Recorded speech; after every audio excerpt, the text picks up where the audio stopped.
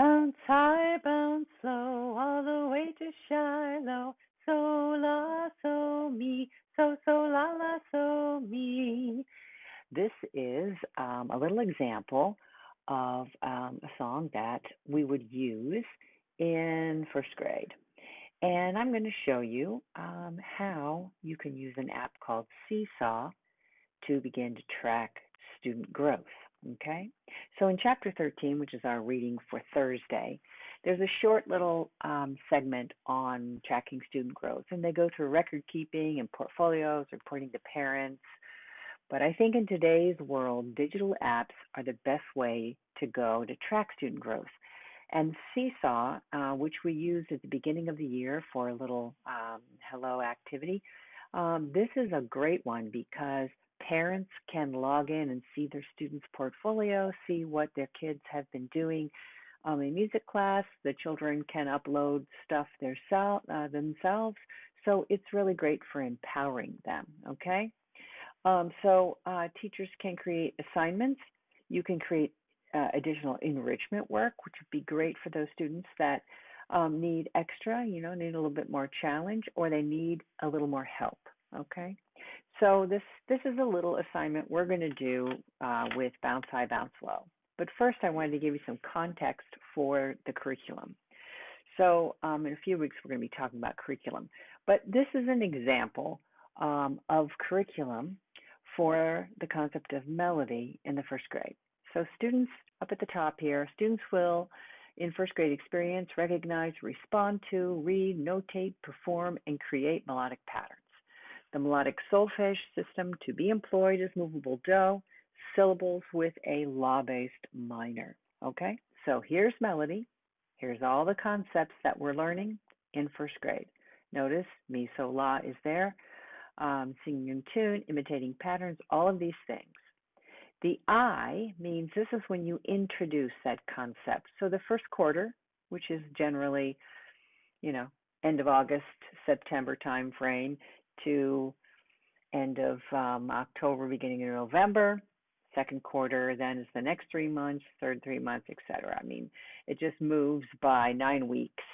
Each quarter is 9 weeks. So in the first 9 weeks, I'm going to introduce those voice qualities: singing, speaking, whispering, talking, all right? That doesn't mean that I don't do anything with it the second or third or fourth 9 weeks. It's just this is when I introduce it. And you have to decide when you've done enough lessons that there's going to be a summative assessment, okay? But you don't just introduce this the first quarter and then leave it go, all right? So I just want to make sure that's clear. Singing in tune, you introduce it here, but you're going to enforce it all the way through, right? Imitating patterns, you can start it there, but you kind of build on these things now, right? Then the second concept, comparing higher and lower. And then, etc., upward and downward in the third, identifying maybe the musical staff, if they've had enough experience with sound before you're going to decide. Always, always, always, okay? And then mi, so, la would be something maybe after they've had a lot of experience playing games. This isn't even something, it depends on how much experience, but, this is something that they could really sink their teeth into, all right, about the third quarter. So this is an idea. This is a rough idea, okay? But in general, that's how it goes. So I know now this is all the things that I have to cover for my first graders for melody. So I want to track their growth throughout each quarter, okay?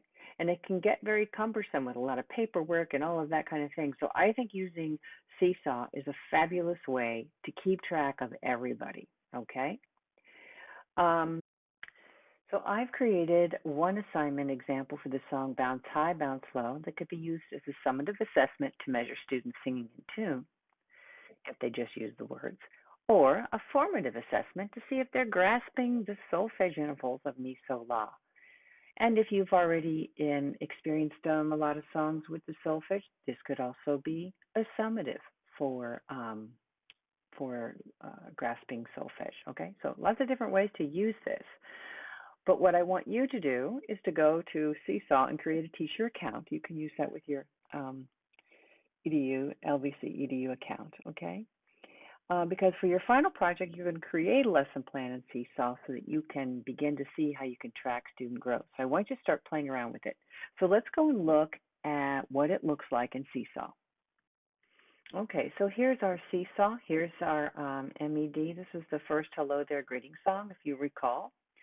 So I have put the instructions here for bounce high, bounce low. And I would have my first graders come to this place. I would, push this out into the class so that they know over here where it says assigned to class. They know that this is waiting for them, and they could come here. I've put some instructions here, and all they're going to do is click add a response, and I'm going to use sample student. Okay, here we go, and that's what it's going to look like. So it's nice and big, and they can click on the record button and record their response to this. And if they forget, see, look, the instructions are right there. Okay, so that's really good. And then when they're done, they click the button. So you can play around with this, all right? Oh, no, we're going to upload it. Great. All right, but that's what it's going to look like then, okay? And then you can print that out if you want, but you can come back here, and now I can click on everybody and see how they're doing throughout the year with all the assignments, okay? If you click here, you'll see all your activities, okay? You have messages that you're going to send out, an announcement. That's where that happens. And then skills. Look here. This is where you can add a skill. So tag an activity, okay, and post a star. So here's where you set that up, all right? So you're going to add a skill. Let's say it is singing in tune, quick code, grade 1, melody, and then I think our point on that curriculum was point 2. Here, grade 1, subject,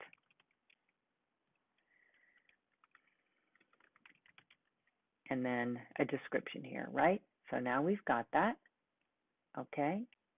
And then that skill is added. So each time I can sort of help to track my students with that skill, all right? So I want you to give some thought to this and start playing around with it, all right? Because then you can come back here and you can track how well they've done with melody, how well they've done with all the other things that you've got in there. Okay, so I think that's a great way to do it.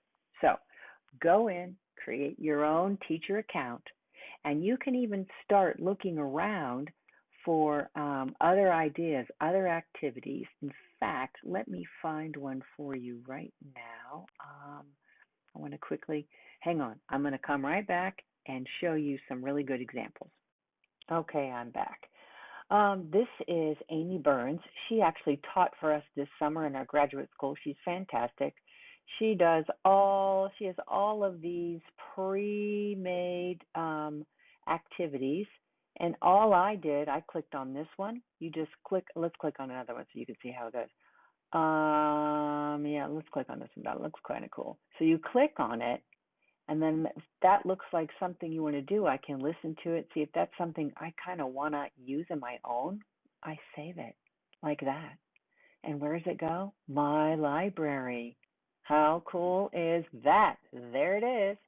So here's Pumpkin Pass, and it gives you some good ideas. Now maybe you want to tweak that a little bit, okay? But you can at least get some really good ideas about different kinds of cool lessons, all right? How cool is that? All right, so that's Seesaw.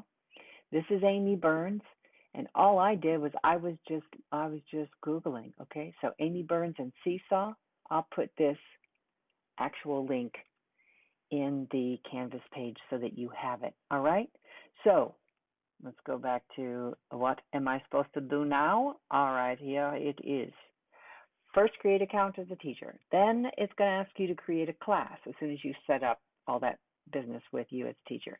So give it a title of a grade level that you're thinking about for your final project. Your final project is going to be creating 3 lessons, okay? But one of them is going to be done in Seesaw. So think about that, all right? So go in, start investigating, look on all those 4 selections that I showed you within the app. and just investigate what that means. And then look at one musical example of another lesson and save it in your Seesaw account, okay? And then invite me to see it. All right? This won't be due for a while, okay? I want you to just play around with it because I think this is going to be something that is going to be quite useful, maybe even next semester, depending on how things are going. But teachers are using this regardless of the pandemic, all right? So give it a go.